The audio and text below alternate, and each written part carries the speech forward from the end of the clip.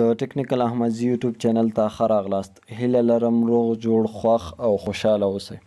دا د نن یو ځل بیا درته یوه ښکلې او له معلوماتو ډکه ویډیو حاضروم. زموږ نن ویډیو د دې باره کې ده چې څنګه وکولی شو پروفیشنل موډ اپشن چې کوم دی هغې ته اپلای وکړو. د فیسبوک کمپنۍ موږ ته هغه نوټیفیکیشن راکړې او له هغې وروسته خپله د فیسبوک آیډي چې ده هغه پروفیشنل موډ ته واوړو. د دې لپاره د کوم اپلیکیشن ضرورت نشته دی، را به شئ فیسبوک به راخلاص کړئ. کله مو چې فیسبوک راخلاص کړو له هغې وروسته به په دغه 3 ډاټ چې کوم دی په دې باندې به کلیک وکړئ. له هغې وروسته به لاندې راشئ او دلته به په هیلپ اینډ سپورټ په دغې اپشن باندې کلیک وکړئ. بیا به دلته په هیلپ سنټر باندې کلیک وکړئ. له دې کلیک کولو څخه وروسته به دغسې یوه صفحه تاسو ته راخلاص شي. بیا به دلته په دا سرچ کوم اپشن چې دی دلته به کلیک وکړئ او دلته به ورته ولیکئ پروفیشنل موډ. پرو چې تاسو ولیکئ په لومړي سر کې چې دی دلته پروفیشنل موډ راوړي. په همدغه یو باندې به داسې کلیک وکړئ. کله مو چې کلیک وکړو دلته زیات ریزلټ راځي. له هغې وروسته زموږ له نورو سره کار نشته. دا لومړی چې کوم اپشن راځي په دغه یو باندې پروفایل ټرانسپیرنسي په دغه باندې به کلیک وکړئ.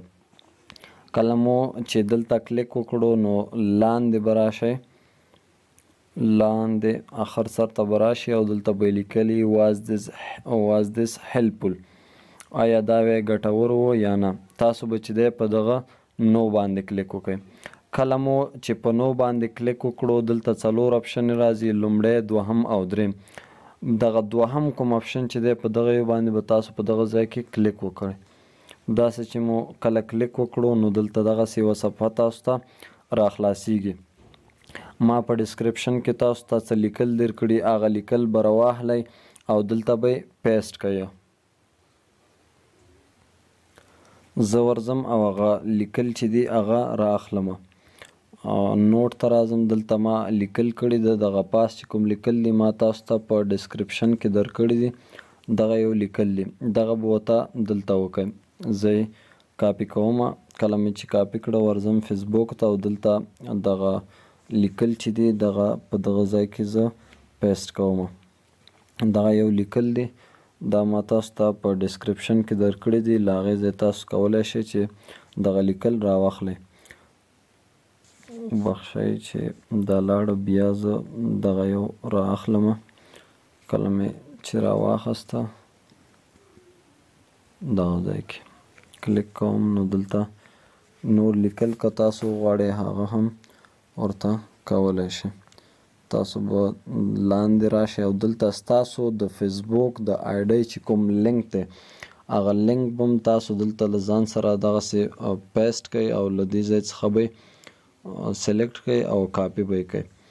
بیا به راشئ او دلته به هغه د خپل فیسبوک چې کوم لینک دی هغه به هم ورته کاپي کړئ، پیسټ به یې کړئ. دلته کله چې له هغې ځای څخه را کاپي کړو دلته به یې ورته پیسټ کړئ.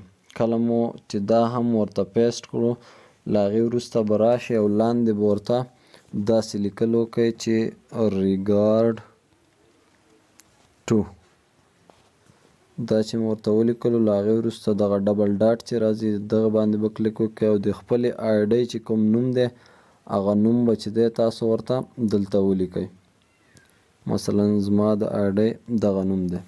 دا نوم مې چې کله ولیکلو له هغې وروسته به په سبمیټ باندې کلیک وکړئ. له سبمیټ کلیک کولو څخه وروسته دلته یې موږ ته ولیکل thanks your feedback helps improve this answer for everyone. نو له هغې وروسته به تاسو له دغه ځای څخه ووځئ.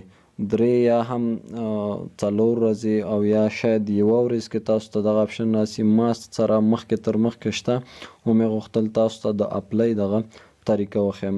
په 4 ساعتو کو یا هم په 3 ورځو کې به دننه تاسو ته دغه نوټیفیکیشن راشي. هیله ده چې ویډیو مو خوښه شوې وي. که خوښه شوې مو وي له ملګرو سره شیر کړئ او د نورو ویډیوګانو لپاره در سره ټیکنیکل احمدزي یوټیوب چینل سبسکرایب کړئ. تر بیا د لوی الله په امان.